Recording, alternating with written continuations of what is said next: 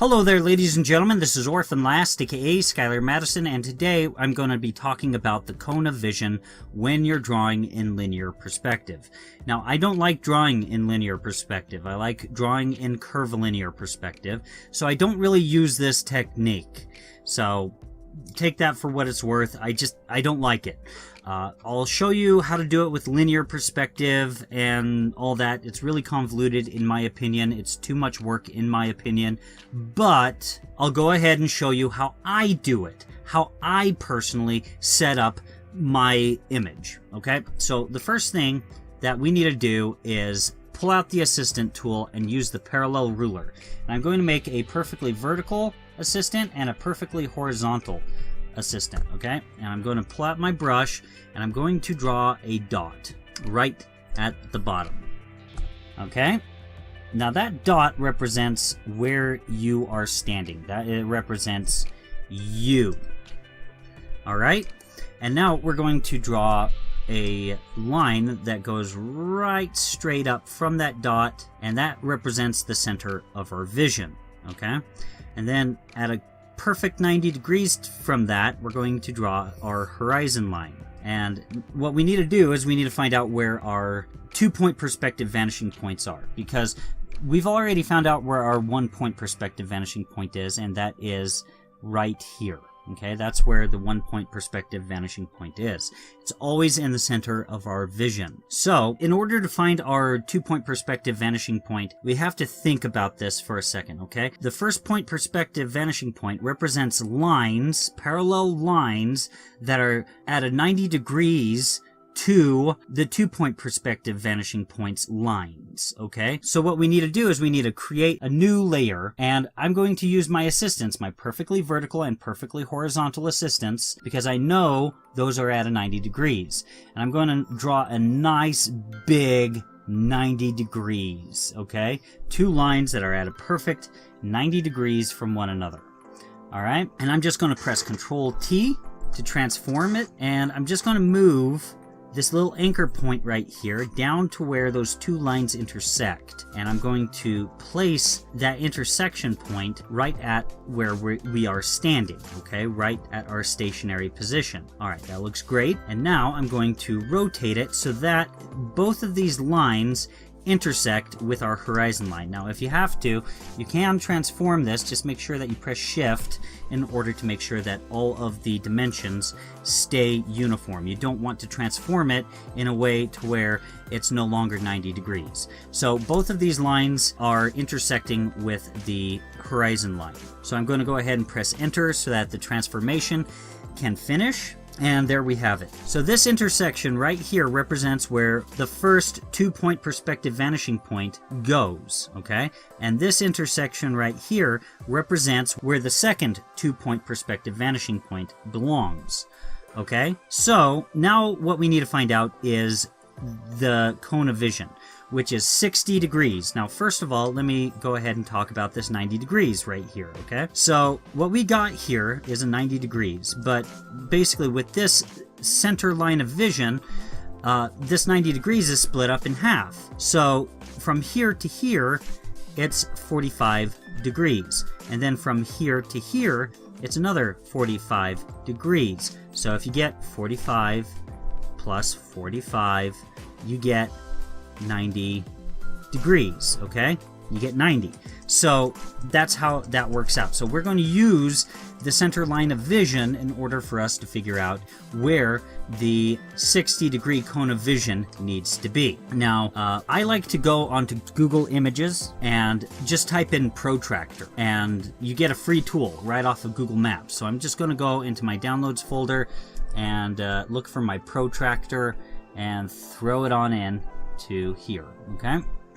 All right, so our protractor is inside of the image. I'm just going to press Control T to move it, and I'm going to make sure that it lines up perfectly with our center line of vision. And if I need to rotate it ever so slightly to make sure that it's perfect, that's what I'm going to do. Okay, excellent. So now I'm just going to transform this nice and big, pressing Shift to make sure that the dimensions don't shift on me.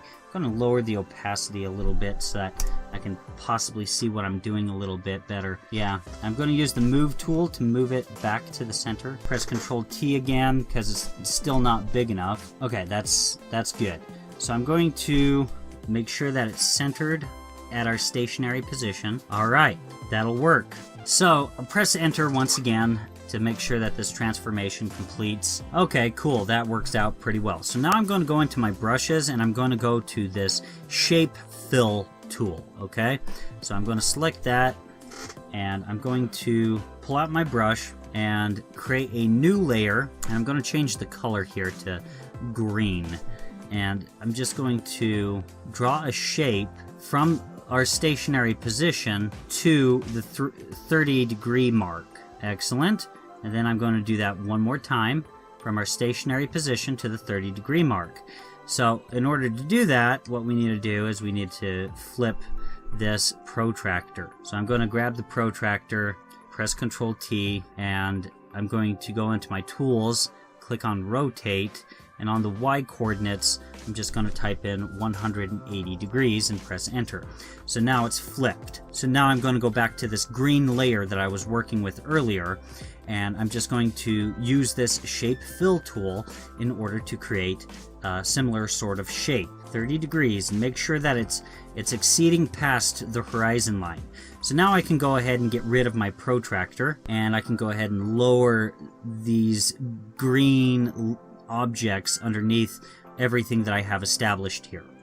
Alright, and now I'm going to grab this Ellipse tool, and I'm just going to change the color to red, and I think a really light colored red would work. I'm going to create a new layer just for this, and I'm going to click, and then I'm going to press Shift and Control and just make this circle intersect as best as I can with where these two green objects wind up intersecting with the horizon line. Okay, and so now we have that. Now we can get rid of this green thing. Okay, awesome. So now we have all of the information that we need pretty much. But what I'm going to do is I'm going to select my red object here, which is the cone of vision, and I'm going to right click and select opaque, and it goes ahead and selects that circle nice and perfectly. All right, and now I'm going to use the assistant tool, and I'm going to click on vanishing point and put it on my first 2-point perspective vanishing point area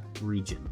Okay, I'm going to go ahead and pull out my brush, and I'm going to change the color to a dark blue color, and I'm going to draw a whole bunch of lines inside of this cone of vision. Now if you have to deactivate your vertical and horizontal assistants, go ahead and do so. Sometimes they get in the way.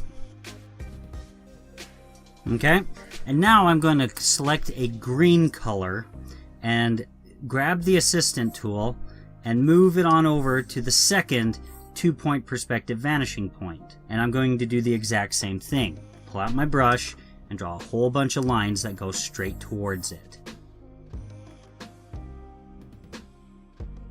Okay, awesome. So now we have something that's like a perspective grid designed. Okay, so now I'm going to get rid of this, all of my assistants, just because I can for right now. Okay, and I'm going to select these layers and merge them by pressing Control E.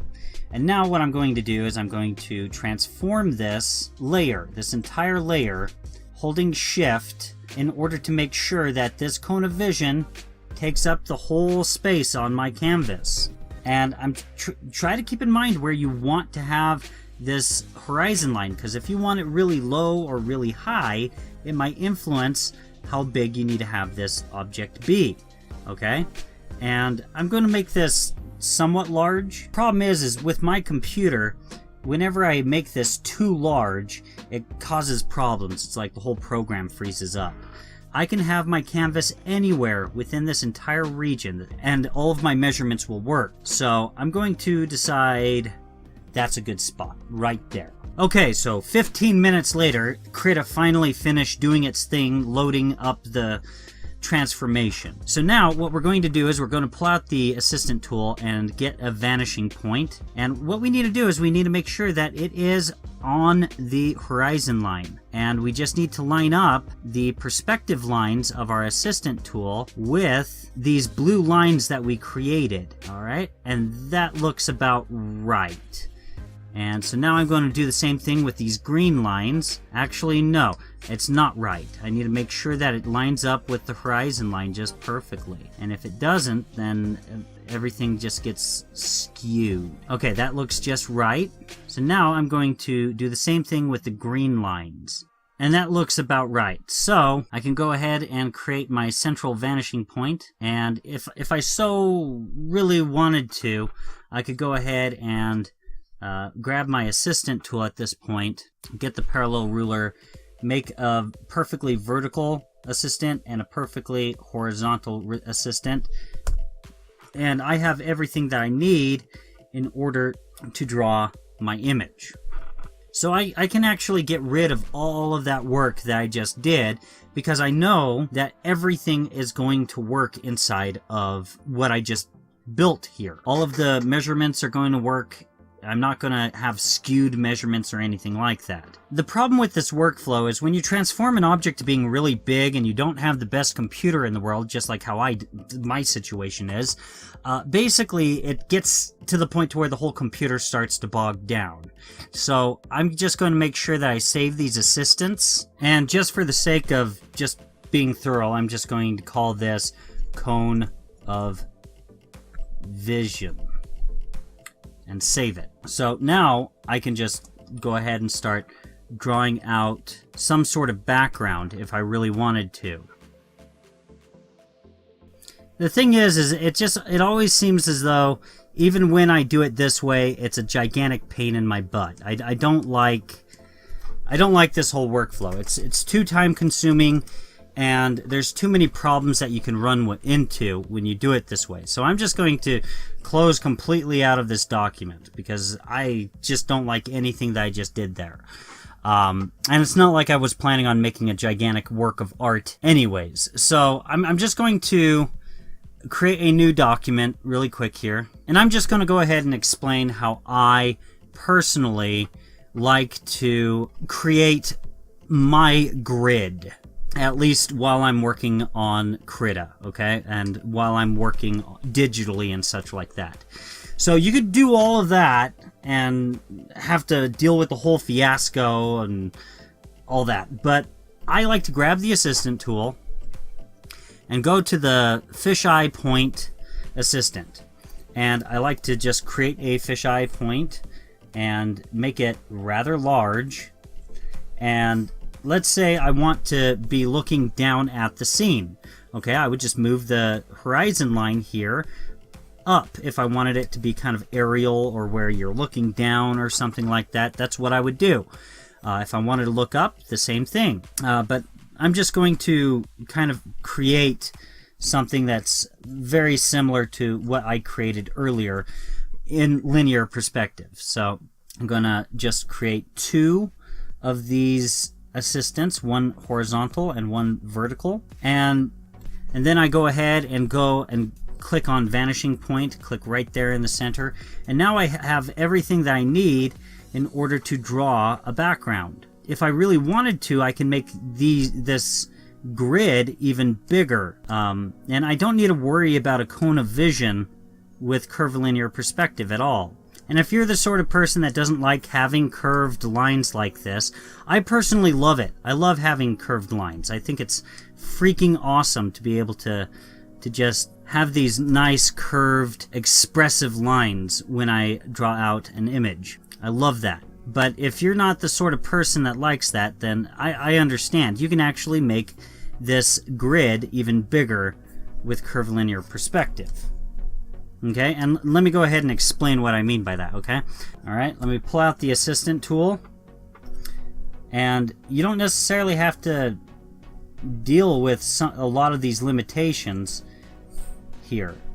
Now I've made the grid so large that people can barely even notice just how curved these lines are. Okay, so that's the cone of vision versus what I actually enjoy doing. Okay, so hopefully this video was helpful. I know I didn't draw anything miraculous, but I was explaining a concept that might actually help somebody, even though I don't like using that technique at all, not even a little bit.